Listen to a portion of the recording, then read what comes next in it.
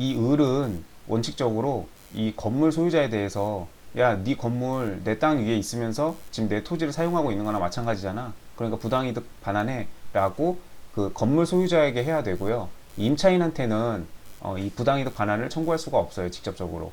그러면 이 임차인 병은 건물 소유자인 갑한테 그 건물의 사용료를 내면 되는 거고, 그러니까 부당이득을 하고 있으니까 갑한테 부당이득 반환을 하면 되고, 이 갑이 건물 소유자인 갑이 이걸 다 포함해가지고 이제 갑과 을 사이에서 토지 소유자한테 그 건물이 서 있음으로 인해서 그 차임 상당의 부당이득 반환을 해야 됩니다.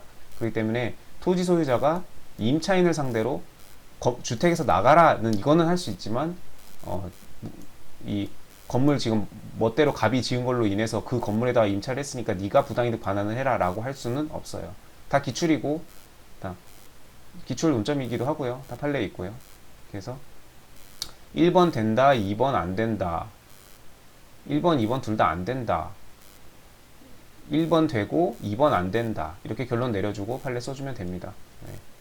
그래서 물권, 가장 중요한 소유권에 기한 이런 관계, 토지 소유자와 몰래 그 위에 몰래 지은 건물 소유자와 그 몰래 지은 건물의 건물 소유자로부터 임차를 받은 임차인과의 관계, 이렇게 돼서 이 관계에 대해서 알고 있는지 물어보는 문제였네요. 네, 물권.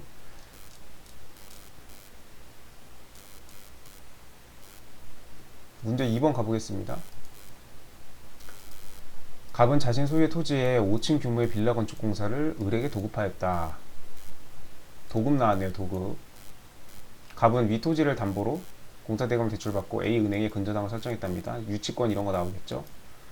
아마 이제 갑이 이제 공사대금을 못 줬을 거예요. 그러니까 문제가 되겠죠. 뭐 이제 경매 넘어갈 거고요. 근저당 설정됐으니까. 갑이 대출 원리금의 지급을 연체해서 토지의 임의경매 결제가 개시됐답니다. 그리고 경매 결과 병이 이렇게 해서 소유권 등기를 마쳤대요. 병이 낙찰받아서 병이 주인이 됐죠.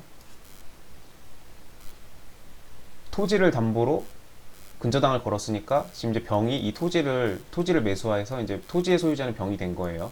근데 그 위에 이제 건물을 짓고 있었든지 완공을 했든지, 그리고 이제 이 을은 일단 뭐 주인이 경매가 넘어가든 말든 일단 이 사람은 공사 대금을 받아야겠죠. 자, 이런 관계들이 이제 어떻게 되는지 물을 거예요. 10점, 10점, 10점. 네. 문제 2번은 30점이네요. 10점, 10점, 10점 문제 3개. 자, 을은 빌라의 기둥 공사를 마치고 벽 공사를 진행하던 중에 기둥과 천장, 주벽이 완성돼야 건물이 완공된 거죠. 아직 완공되었다고는 볼 수 없어요. 갑이 공사 대금을 지급하지 않자 공사를 중단하여 미완공 상태로 남아 있었대요. 을은 빌라 공사 현장을 계속하여 점유하고 있답니다. 자, 유치권이 성립한다는 얘기를 하고 싶은 거죠. 점유를 반드시 하고 있어야 되죠. 병은 낙찰받은 사람이에요.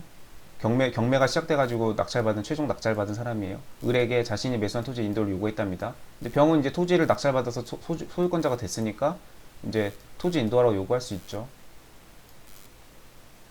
을은 자신이 공사대금을 지급받지 못한 이상 토지에 대한 유치권을 가지고 있다고 주장하면서 병의 요구에 불응하고 있답니다. 자, 을의 주장이 이 도급받은 이제 이 공사업자 을 주장이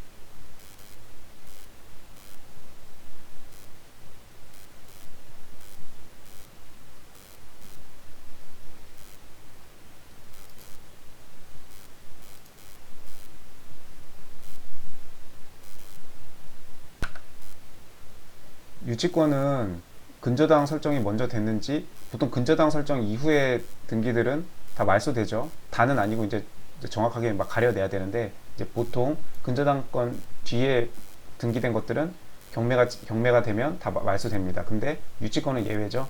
그래서 근저당권 뒤에 설정이 됐더라도 경매 개시결정 등기 앞에만 유치권이 성립이 돼 있으면은 그 유치권을 그 낙찰인 매수인에게 대항할 수 있죠. 그래서 의뢰 주장은 타당합니다. 네, 계속 점유하고 있기 때문에. 어디 갔어? 계속 점유하고 있기 때문에. 네. 하고 경매 개시 결정 등기보다 나중에 돼 있다는 사정이 없죠. 그럼 이제 그런 거 설치하면서, 네, 경매 개시 결정 앞에만 등기되어 있으면 설령 근저당권 설정보다 뒤에 유치권이 성립되었더라도 유치권은 말소되지 않고 대항할 수 있습니다. 민사집행법 91조 4항이죠. 네, 그 내용 적어주면 되고요. 갑의 A은행에 대한 근저당권 설정 시점은 을과의 공사 도급계약 체결 전이었다. 자, 공사가 아직 들어가기 전이에요. 그러니까 빈 땅 나대지란 뜻이죠. 자, 이 법정지상권 문제죠. 법정지상권. 갑은 완공된 빌라에 소유권 이전 등기를 보존 등기를 마쳤으나 그리고 나서 이제 공사를 해가지고 완공을 했나봐요.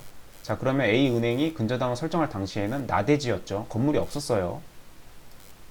이후 대출 연체하였고 매수하여 병은 갑에게 빌라 철거 요구했답니다. 이제 병은 토지에 대해서 낙찰을 받았으니까 근저당에 기한 경매에서, 그럼 이제 그 위에 있는 이제 이상한 건물에 대해서 철거를 요구하겠죠. 내가 땅을 써야 되니까요. 낙찰받은 사람이. 갑은 빌라에 관해서 366조의 법정지상권이 성립하였답니다. 366조의 법정지상권이 성립을 하려면 저당권 설정 당시에 토지와 건물의 소유주가 일치해야죠. 근데 이때는 지금 아직 건물이 있지도 않았어요. 자, 이렇게 했을 때 그러면 이 근저당을 설정하고 나서 이 이후에 건물을 지었을 때 이 건물에 대해서 토지에 대한 법정지상권이 성립하느냐, 그 문제죠. 갑의 주장은 타당한가요? 타당하지 않죠. 법정지상권이 성립하지 않습니다. 왜냐하면 은행이 지상권을 설정할 당시에 건물이 있었어야 돼요. 그래서 토지와 그리고 있었어야 되고 그 토지와 건물의 소유자가 일치했어야 되는데 지금 아예 건물이 없었단 말이죠. 나대지요, 나대지, 빈 땅. 그러면은 A 은행은 나대지 상태의 그 상태를 보고 근저당을 설정을 해줬어요.